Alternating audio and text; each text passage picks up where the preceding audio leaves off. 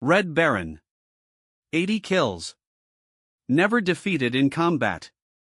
But here's the twisted part. He started as the worst pilot in his squadron, crashed his first plane on day one. His instructor called him hopeless, then something changed. A secret tactic nobody else dared to use it made him unstoppable. But also marked him for death, and on his final flight, the mystery still haunts historians today, because what actually killed him wasn't what you think. Manfred von Richthofen was a failure his first day as a pilot? He crashed, the plane crumpled like paper. Metal twisted everywhere. His instructor shook his head. Called him hopeless. Said he'd never make it, but Manfred didn't quit. He had something burning inside him. I need to prove everyone wrong. See, before flying, he was a cavalry officer.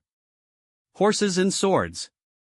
That was his world, but World War I changed everything.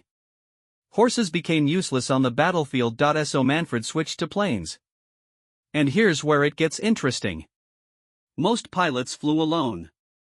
They followed the rules, stayed in formation. Manfred?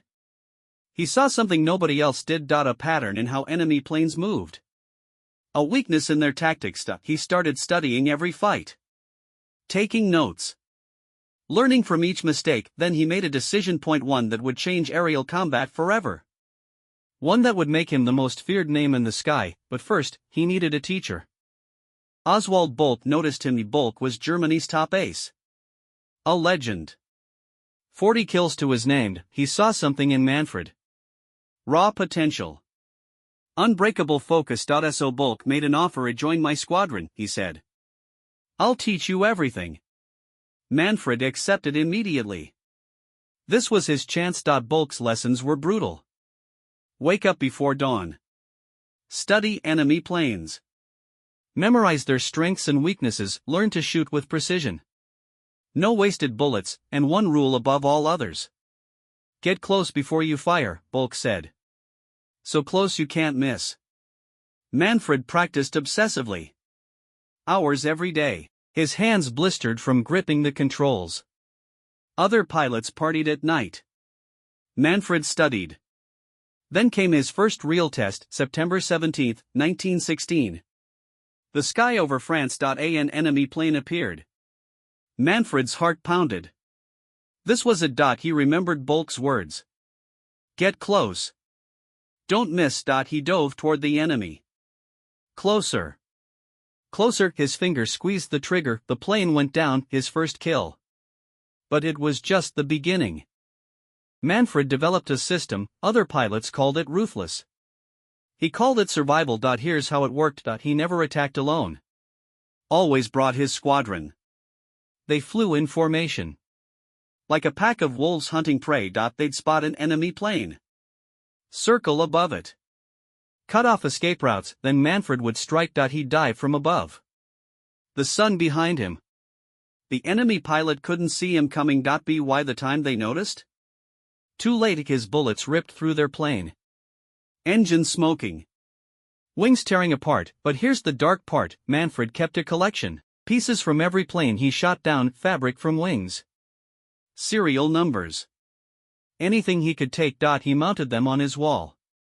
Like hunting trophies, his room became a museum of death. Dozens of pieces. Each one a pilot who didn't make it home. People started calling him something new. The Red Baron. Because he painted his plane bright red. Why red? Most pilots camouflaged their planes. Tried to hide, not Manfred. He wanted enemies to see him. To fear him, and they did. His kill count climbed fast. 10 enemies.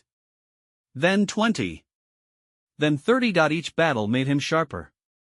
Faster. More deadly. British pilots started hearing stories. A red plane in the sky. If you saw it, you were already dead. Some refused to fly. Too terrified. They'd rather face court-martial than face him. Manfred became untouchable, not because he was lucky. Because he was smart. He studied weather patterns. Knew when fog would roll in. Used it for cover. He memorized enemy flight schedules. Knew exactly when they'd be vulnerable. Other aces took risks.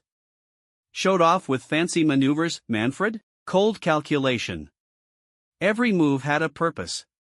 His squadron became legendary too. They called themselves the Flying Circus, because they moved from airfield to airfield, like a traveling show, and because their planes were painted in wild colors. Bright blues, greens, yellows, but Manfred stayed red. Always a by 1917, he had 60 kills, more than any pilot in history. Newspapers wrote about him. He became a celebrity, Germany loved him. Britain feared him, but something was changing. July 6, 1917. A day that changed everything. Manfred was hunting over Belgium, chasing an enemy plane, then bullets ripped through his cockpit, pain exploded in his head. Blood everywhere. His vision blurred. He'd been shot. A bullet grazed his skull, most pilots would have crashed immediately. Died in the wreckage, but Manfred stayed conscious through sheer willpower, he kept the plane steady. Descended slowly. Crash landed in a field. German soldiers rushed over, they pulled him from the cockpit. His face covered in blood, doctors said it was a miracle. The bullet was 2 inches from killing him, he spent weeks recovering, headaches, dizziness. His vision wasn't the same, doctors told him to stop flying. Said another injury would kill him, Manfred refused. I'm going back up, he said. The war isn't over. But something had changed in him. Friends noticed it. He was quieter, more distant. Like a part of him died in that crash. He started having premonitions, told his mother he wouldn't survive the war. Wrote letters saying goodbye, but he kept flying anyway. Why? 1918 arrived. The war was ending. Everyone knew it, but Manfred kept fighting. His kill count reached 80.80 pilots dead because of him, he was the deadliest ace in human history. No one else came close, British command was desperate. They needed him gone. They set traps, sent in experienced pilots as bait. Hoped Manfred would attack, then surrounded him with experienced fighters. Tried to overwhelm him, it never worked, Manfred was too careful. Too smart. He saw through every trap. His red plane became a ghost. Appearing and disappearing, striking when least expected, vanishing before reinforcements arrived. But he was tired, friends saw it in his eyes. The constant fighting wore him down, his headaches got worse. The old injury haunted him, some days he could barely focus. But he still flew. April 1918 came, Manfred shot down his final 2 kills. Numbers 79 and 80. He celebrated with his squadron. But there was no joy in it, just exhaustion. Just resignation. Then came April 21, the day the Red Baron's legend would end. But the mystery? That would last forever. Morning. April 21, 1918. Over the Somme Valley, Manfred took off in his red plane. His squadron followed, they spotted enemy aircraft. British SOP with camels. Fast and maneuverable, Manfred dove into the attack. Like he'd done hundreds of times. He locked onto one plane. Chased it low over the trenches, too low, lower than he'd ever flown in combat. Just above the ground, his friends shouted warnings over the radio. Pull up. It's a trap. But Manfred didn't listen. He was focused. Hunting. His finger on the trigger, then gunfire erupted from below. Australian soldiers in the trenches, they aimed at the red plane. Fired everything they had. A bullet struck Manfred through the chest. Near his heart, his plane wobbled. Lost altitude. Crashed into a field. Australian soldiers ran to the wreckage. Pulled him out. He spoke one word. Kaput. Broken. Then Manfred von Richthofen died. The Red Baron was gone, but here's where it gets strange. Multiple people claimed credit. An Australian gunner.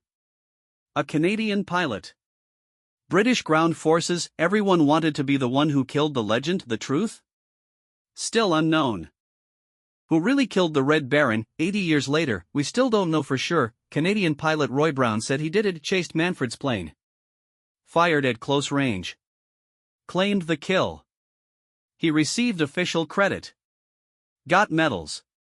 Became famous, but here's the problem, the bullet angle was wrong. It came from below, not behind. Brown's guns would have hit differently. From a different trajectory, Australian soldiers said they shot him, machine gunners on the ground. Firing upward at the red plane, their bullets matched the wound. The angle made sense. So who was right? Forensic experts studied the evidence decades later. Examined the autopsy reports. The bullet entered from the right side. Traveled upward through his chest, that matches ground fire. Not an aerial attack. But there's another theory. Some historians think multiple shooters hit him. Both ground and air. A combination that sealed his fate. What we know for certain, Manfred von Richthofen died at 25 years old. 80 confirmed kills. Never defeated in air-to-air combat, the British buried him with full military honors, respected him even in death. His red plane became a legend. His tactics changed aerial warfare forever, and his final mystery? It keeps us wondering even today. The Red Baron story lives on. Manfred von Richthofen remains WWI's deadliest fighter ace. 80 air combat victories. Nobody has matched his. Flying Circus changed aviation history forever. Famous World War I pilots came and went. But his legend? Immortal. The dogfights. The strategy. The mystery. World War I ace pilot killed at 25. Yet remembered a century later. Want more untold war stories? Subscribe now. Hit notifications, because history's greatest mysteries? They're waiting in our next video. The truth is out there.